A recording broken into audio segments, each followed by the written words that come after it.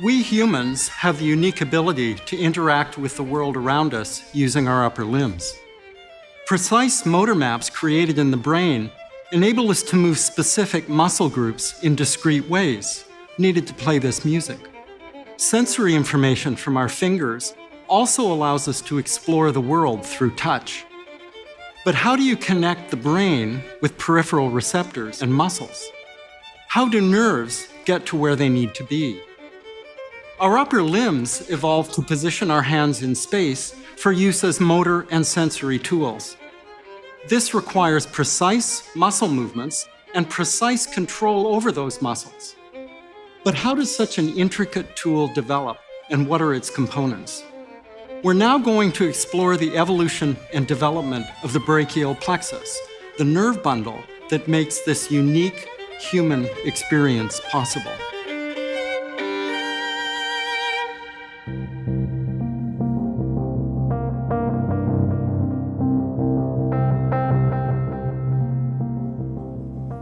During development, the precursors of the musculoskeletal system, the somites, migrate into what will be a limb.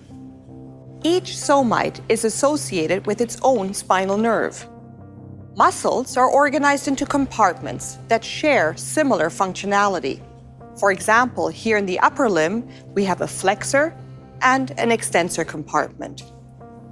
Parts of somites can migrate into more than one of these muscle compartments, and they take their nerves with them. But look at this. There's only one nerve in each compartment.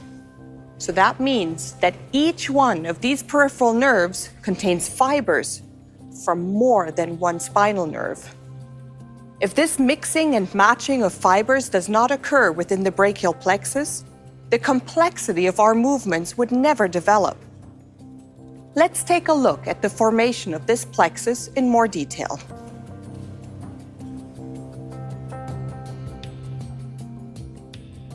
Here we have spinal nerves C5 to T1 emerging from the spinal cord. The anterior rami of these spinal nerves, or roots, will form the brachial plexus. We will now recombine these roots into trunks, divisions, cords, and finally peripheral nerve branches. Let's do this step by step in this diagram. First, let's take the upper two rami from C5 and C6 and combine them into a superior trunk. C7 forms its own middle trunk.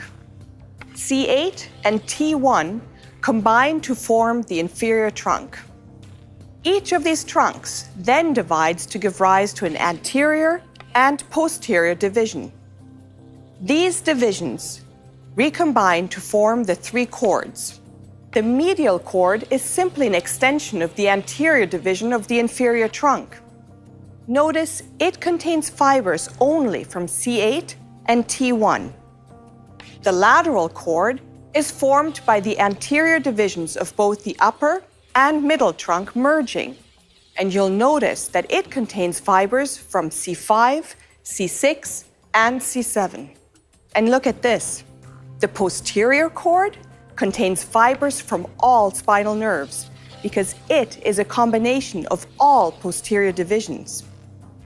The terminal nerves for the upper limb are a result of one last recombination of these cords. The musculocutaneous nerve emerges directly from the lateral cord. It carries fibers from C5, from C6, and C7. It will innervate the flexor compartment of the arm. The median nerve is the result of branches from both the lateral and medial cord combining. It contains fibers from C6, C7, C8, and T1. It will go on to innervate the flexors of the forearm and parts of the hand. The ulnar nerve emerges from the medial cord.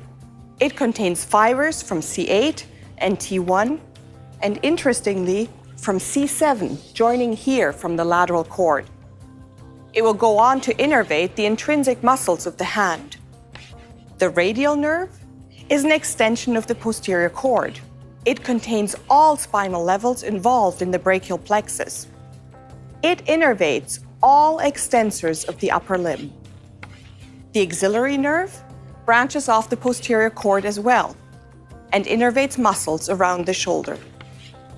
As you can see, the brachial plexus allows for fibers from various spinal levels to recombine into each one of these peripheral nerves associated with the different specific muscle compartments of the arm. Now, let's take a look at this in the anatomy lab. This is a dissection showing the right brachial plexus. This is medial, this is lateral, this is superior, and this is inferior. The brachial plexus forms posterior to the axillary artery, so I'm going to remove the artery so that we can clearly see the various parts. The roots of the brachial plexus are clearly visible here. C5, C6, C7, C8, and T1. C5 and 6 join to form the superior trunk here, and C7 becomes the middle trunk. C8 and T1 join to become the inferior trunk.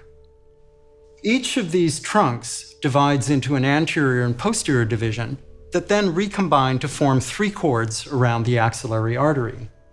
The medial cord is here, the lateral cord here, and the posterior cord is posterior to the artery.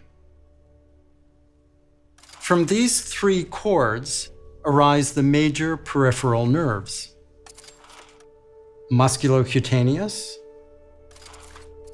median, and ulnar. You'll notice these, together with the medial and lateral cords, form an M over the anterior aspect of the axillary artery. The musculocutaneous nerve innervates the flexor compartment of the arm. The median nerve innervates mainly the flexor compartment of the forearm. The ulnar nerve innervates mainly intrinsic muscles of the hand.